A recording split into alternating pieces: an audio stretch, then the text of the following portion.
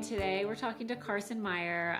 Carson and I grew up together. We're going to talk all about her new book called Growing Together, Doula Wisdom and Holistic Practices for Pregnancy, Birth, and Early Motherhood. I was lucky enough to learn about this book before it came out when I was pregnant. So I definitely benefited from all of Carson's wisdom, and I'm excited to chat with her today to learn more. It's so special that we grew up together and then now we're both moms and we're having conversations like this is so special. And I'm so excited about your book and I want to know all about your experience with launching a book because it's a wild world. But it's like you've been able to do so many amazing events and connect with such amazing moms and people and community. And how's it been? Thank you. It's been so fun. It's been, I mean, from writing books, but it's like this world that you live by yourself for years Yeah. and then to share it, yeah, just feels so good. But I was approached by Chronicle to write it the week that Lou was due. Oh my So gosh. it's been like this interesting integration too of like it's all I know of motherhood. And so I'm really excited to enter this new phase of motherhood without writing. I think unless you've gone through the experience of writing a book, you don't really realize what a massive undertaking it is to write it, edit it, put it together, do the cover, pay attention to every little detail. And then on top of it, the timing of how you're doing that and how you did it with having a little one about to have a baby. Like the chaos of that, the fact that you actually were able to put out a book like this is, I mean, incredible. How did you even do that? Thank you. Um, Honestly, I have no idea. But I know, I'm like, looking back, I'm like, "Oh," but in an amazing way, like, and I know this sounds kind of, like, obnoxious to say, but I think sometimes when you're writing about something that is so from your heart and so meaningful and, like, the book really is so intimate of my own journey, of my work, that it does feel like it came through me. I mean, it took, I say, blood, sweat, and breast milk because I was breastfeeding Yeah. through a lot of it. But yeah, I mean, looking back, I'm like, oh wow, like it really did just like come through. And I was saying this to somebody the other day. I don't think I could have written this book at any other time because I mean, it's when you have amnesia as a mother, right? Like you forget the sleepless nights, you forget the hard parts, you forget what birth feels like. You just are so present and things are changing so fast that you kind of got to get to the next phase. Right. And looking back at this book, I was just recording the audiobook the other day and I'm like, "Oh, they're so interesting. Like there's parts that I don't even remember." I mean, I remember them, but I think if I was writing the book now as a mom of a 2-year-old, I wouldn't have been able to tell the story in such a raw way because I was really in it when I was writing it. You're younger than me, I will say that. But we have known each other through so many different like versions of ourselves and like, growing up and now you are, so accomplished in so many ways. You've moved out of LA and where, we were all born and raised and really created such a unique and beautiful path for yourself that I was talking to our mutual friend the other day and I was like, this could not make more sense for Carson. Like it just, like you being in the position that you are and even doing, having knowledge about everything in this book and doing doula work and being connected with so many pregnant women and women who just wanted to talk about fertility and, mind, body, soul, and babies before you even became a mom is so perfect for you and just like your energy of being so calm. So let's just go to like how you even started doing that before you entered into motherhood because it's a unique path for someone as young as you were when you went into it and also not having yet dove into motherhood. Yeah. So I became a doula when I was 20, 22 years old. I think it was right Like, after. how did that happen? And it's so funny because it's like very different from what I thought I was gonna do. I think like so many young women was just absolutely terrified of childbirth. Um, and it's funny because Catherine and I, one of our mutual connections is friends whose mother wrote the girlfriend guide I to know. pregnancy, which I You love must it. be Like, I so have my proud. mom's old copy, and I was just holding it the other day, and I was like, "Wow, like, what a funny little like, the way the universe works is, like, I No, grew up with those books." I mean, we're definitely in those books, right? 100%, Like, our 100%. childhood, and so it's so special, but that was really a rare I like, that wasn't common, like, that wasn't within our world and life, these conversations. That was kind of an anomaly to have that exposure. I was at NYU and was assigned to watch The Business of Being Born in one of my classes. And I was always interested in like holistic health and the mind body connection, which is what I was studying at Gallatin. And looking back, it's very similar to the work I do now, but I just didn't have the words for it. But I was assigned to watch that documentary and it blew my mind. Like I was hysterical. I cried for days. I remember like every mom I passed on the street after that, I was like, "You did this? Like what?" And they were like, "Are you okay?" My sisters were like, "Something is definitely up. Like, do we need to fly out? Like, why are you so emotional about this documentary?" But I was like, "No, it struck a deep chord." And I think half of that was me being so blown away of like just like the beauty of this process that was so kept from young women. No one really talks about the process.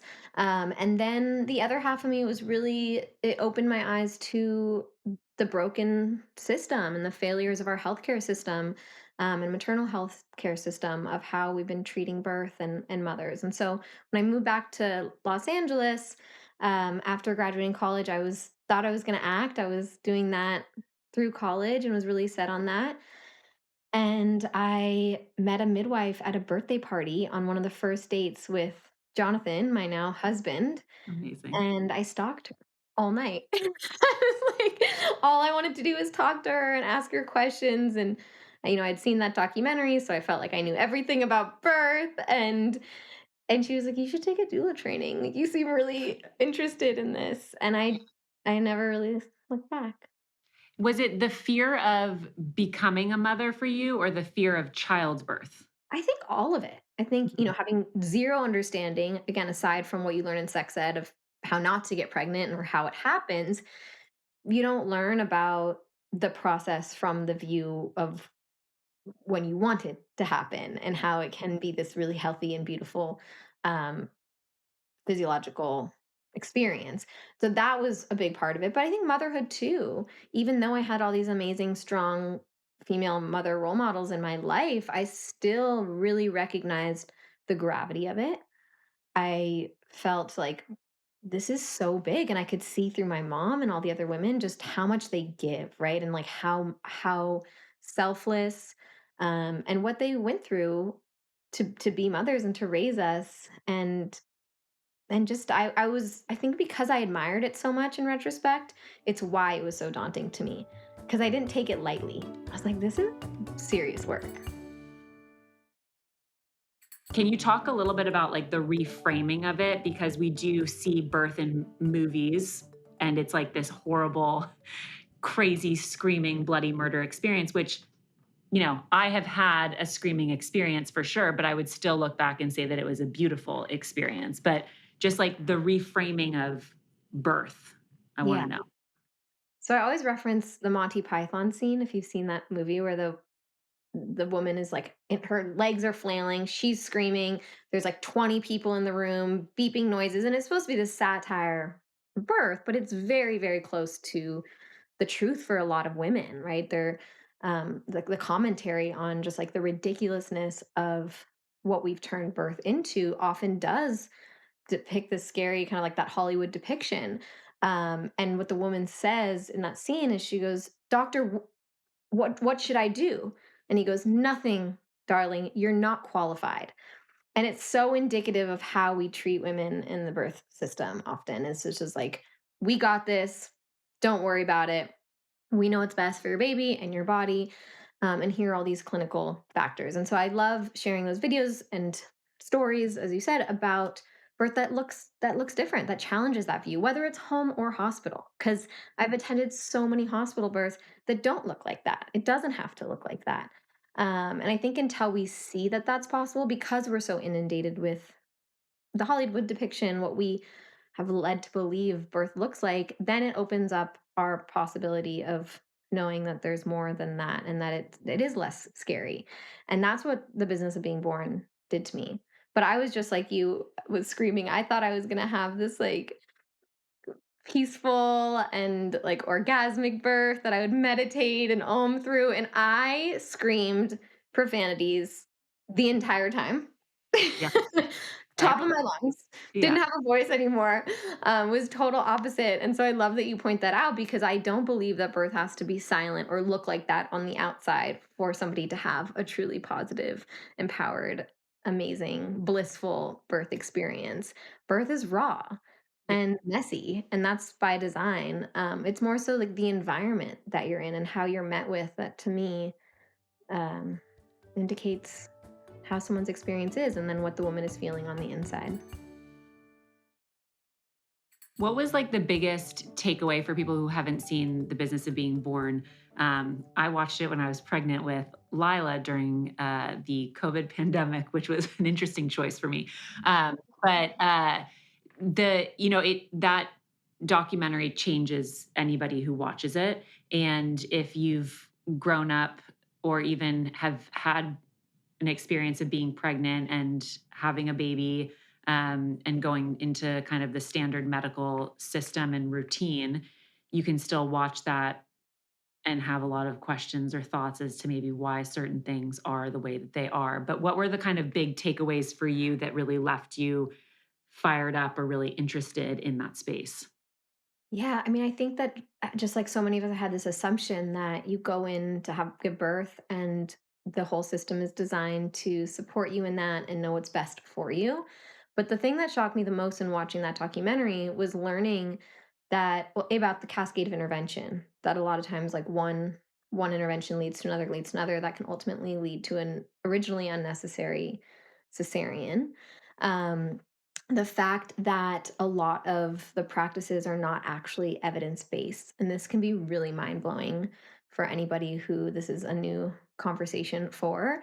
Again, assuming that doctors are all practicing from a place of this is what the studies and the research show us, and this is what is optimally best. But what that documentary reveals is that it's actually insurance companies, hospital policy, fear of liability, and so many other factors that can even be as simple as time restraints and real estate or space in the hospital for women to give birth that can impact how a woman is birthing. And so a simple example of that is how we see higher cesarean rates on Friday afternoons or around holidays, um, and how women can be rushed through the process simply because we need more space for other women to come in and use those rooms.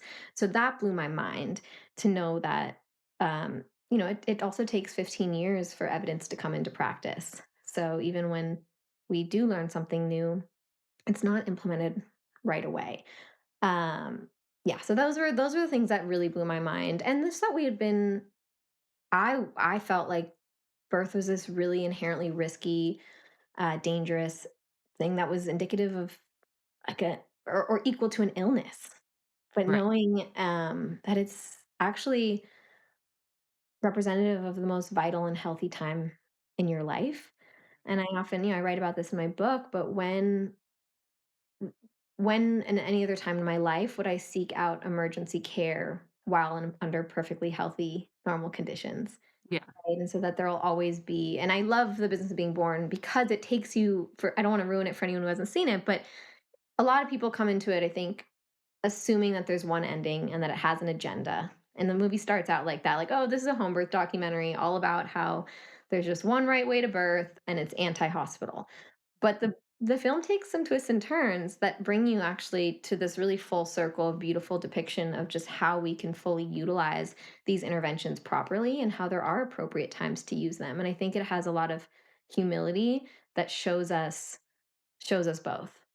Yeah.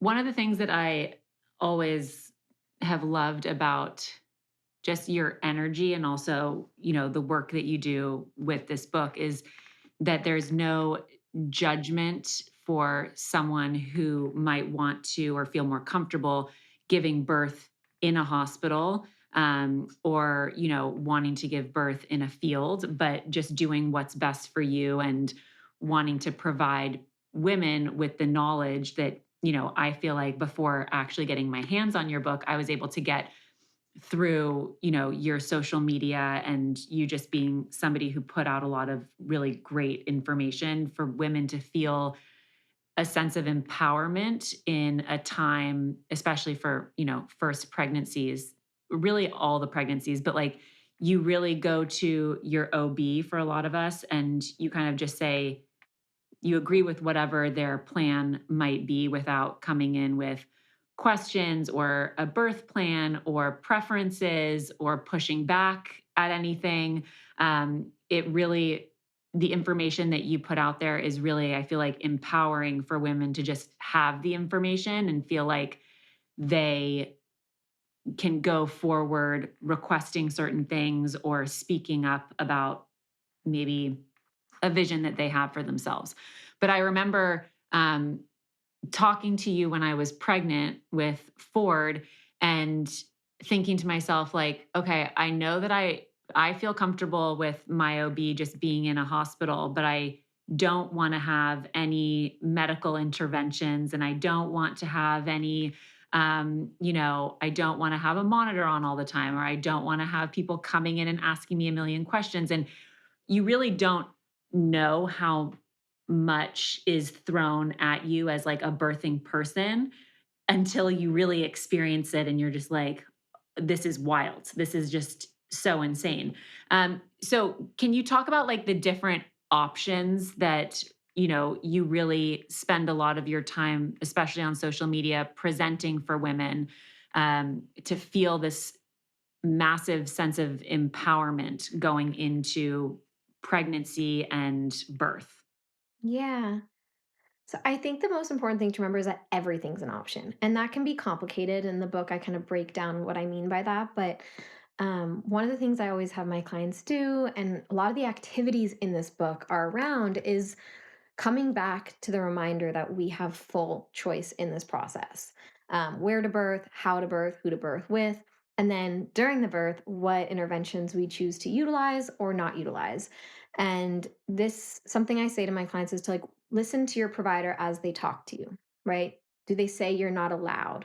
You can't, right? Like those words are red flags when talking about your birth intentions. And so, in order to make sure that you're actually birthing with somebody who is supporting you, who is of the right fit for you, who is going to honor your choices, is to kind of see the pregnancy period or early pregnancy or any time in pregnancy, because you're never stuck with a provider, as like interviewing them.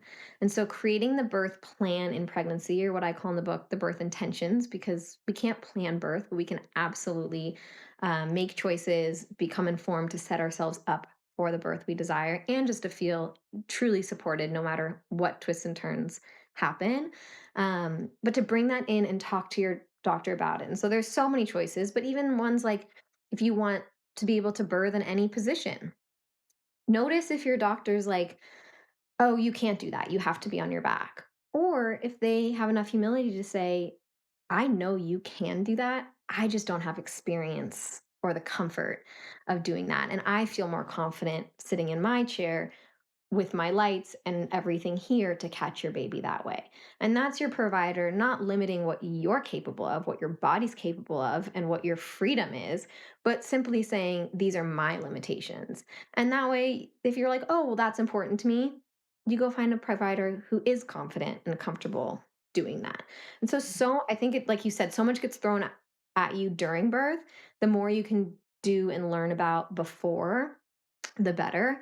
Another big one is continuous fetal monitoring, which a lot of people don't realize is also not evidence based in low risk pregnancies. These are the bands that keep on baby's heartbeat on the monitor throughout the entirety of labor while in the hospital. Um, but in a low risk pregnancy without any medications administered, this is a choice that you can make to have the monitoring be intermittent with a Doppler, which allows full mobility. And the research actually shows that women who have continuous fetal monitoring in low risk pregnancies actually have a higher likelihood of an unnecessary cesarean, and that having that continuous fetal monitoring doesn't improve outcomes. So again, we think that this is all there for our best interests and what's safest for baby, but really it comes down with that specifically to liability for the hospital and convenience because nurses are busy and to be able to see baby's heartbeat on in every room is incredibly convenient for them. Before you even started writing this book, you had experience as a doula and were able to work with a lot of really amazing women and their partners during pregnancy and birth and doing hospital births and also not hospital births. What were your kind of biggest takeaways with going into a hospital and knowing what you know and also being in the position that you were in? Was there like, oh, here comes the doula, that kind of a vibe, or did you feel like it was received in a positive way? Yeah, it really depends. Depends on the doctor, on the hospital. Um, and yes, sometimes that was the vibe for sure. And then other times, doctors and nurses really embraced and celebrated the support of their client or having a doula because they knew that it was going to make their job easier, especially for nurses. So much of the comfort is taken care of from doula so that nurses can do their job overlooking the clinical tasks and allow the doula to get water and make sure they're comfortable. And so I love working hand in hand with OBs and nurses who recognize not just the comfort and the experience of their patient, but most importantly, recognize that having a doula is actually an evidence based modality. And when I have clients who say, "Oh, my doctors doesn't want me to have a doula," or wasn't thrilled to hear that I was having a doula, or said I didn't need one, that they're super hands on, this is another red flag for me because if we're going to be talking about evidence based choices and evidence based care, your provider should know that there is clear evidence that supports doulas um, contributing to better birth outcomes, and this is higher APGAR scores for babies, lower cesarean rates, less of a need for epidural, and then higher maternal satisfaction as well. It's such different language, and I'm sure your mom has said this to you a million times, and maybe even your older sisters, but just like the language and awareness around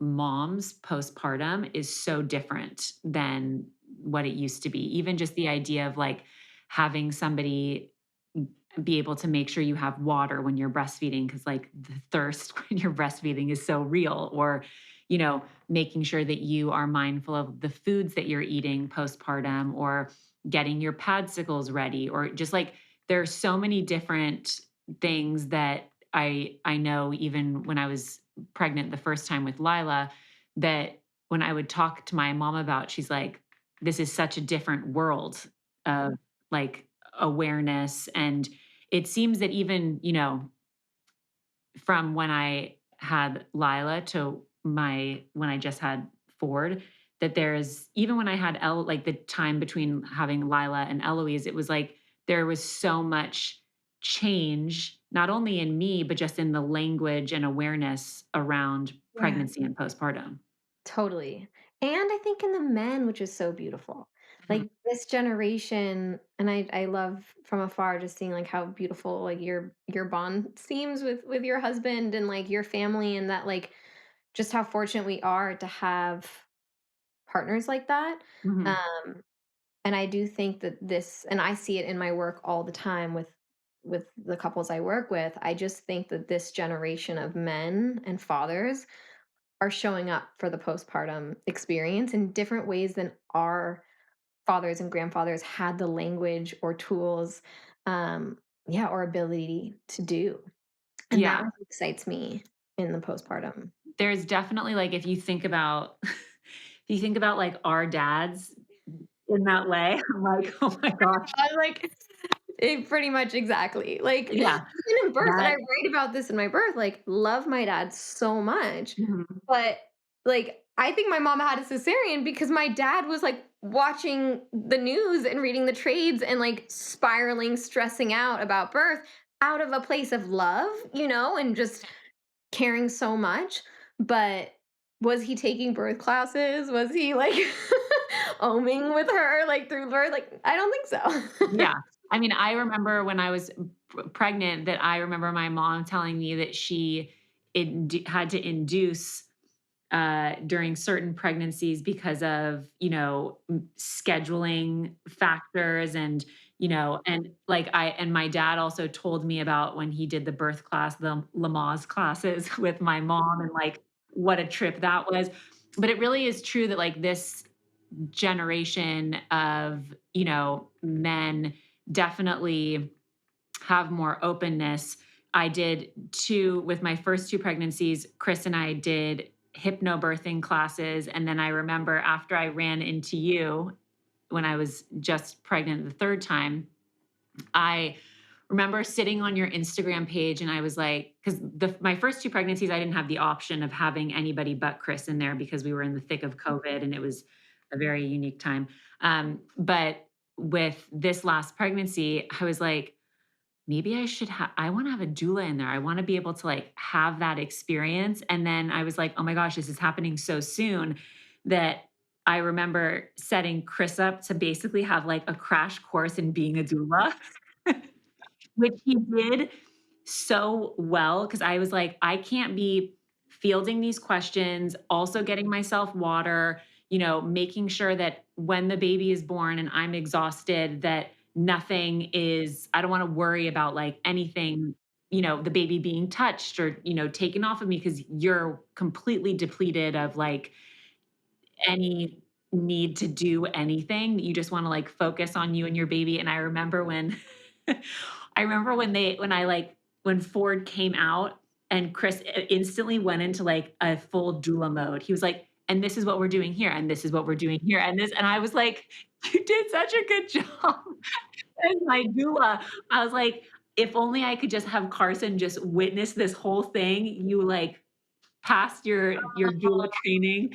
He was like, Chris the doula, but I That is mean amazing, but that's what I mean, like, this yeah, is so, I feel like, new to our generation, and what a gift, like, what totally. so it's I think it's truly changing the world to have dads show up in this space like that, and I love that story so much, and I always tell the dads I work with that for many of them, if they feel scared or, like, some who are maybe listening who are like, "Oh, like, that sounds so daunting," that it's likely because your father, grandfather, great grandfather probably wasn't even in the room when Totally. the mothers were giving birth. And so that you are literally relinking the chain and like re-establishing this epigenetic part of yourself, and healing the past and healing the future. And so that's so awesome that Chris did that. Like he Yeah. really did. He's like, because I think for a lot of men it feels so daunting or scary or like something they don't belong in, and I really believe that's because of our DNA and because we don't have those male role models who have been there before for many generations. Since you've been on book tour, like, what have been the biggest takeaways or experiences that you've had with talking about before, during, and after baby? Yeah, it's been fun. I did a talk with Emily Weiss, founder of Mhm. Glossier, and I was at her birth of her daughter a few years ago, and it was the last birth I did before giving birth myself. And so it was Wow, really special to come together and like talk about both of our experiences, and be with a lot of the women in the Growing Together community, because I've the book is titled after the circles of women, um, since COVID that I've worked with virtually. We're on like the 14th circle now, crazy. and it's so special. But a big, I think, takeaway of it is really what you said, that like this isn't a time to be feeling like you're cramming for like an SAT or studying, but the book takes you through this journey of, the first trimester can be a really isolating time when maybe you haven't shared the news yet. There's so much fear. And so, even though you're learning practical tools and advice and there's research, it's also it's also intended to be a companion, one that's with you to help you process and journal and reflect. And then there's a lot of nutrition advice, there's a lot of physical health advice. And then the third trimester is very much there in service to helping you slow down. So we go through the information part, the heady part, and then we move into the more somatic body aspect of it. And like really being able to meet the reader there week by week is so special because you can pick it up at any point and catch up on old chapters. It's all relevant, or it can be with you week by week to help you integrate in real time and then for the post and after. And so I wanted it to become this version of these circles, the 12-week circles that have been so special, and to allow more women to have access to that and feel that community. And I also love that. recognize that they're claiming something through their birth process that is really important for motherhood. That this isn't just a one-day event, but a rite of passage that changes us and teaches us what we need going forward. Well, thank you so much, Carson. This was amazing. I'm so proud of you. I'm so happy to like be able to have all these full circle moments of like us being moms and having this conversation, and also just watching you grow and blossom and just put all this amazing energy and empowerment for women out there. It's like you're such a bright, positive light, and everyone is so lucky to be able to have this in book format now. So, Mhm. Thank you, congratulations. Catherine. You too. I learned so much from your content, and I know so many moms do too. Thank you. Thanks, Carson.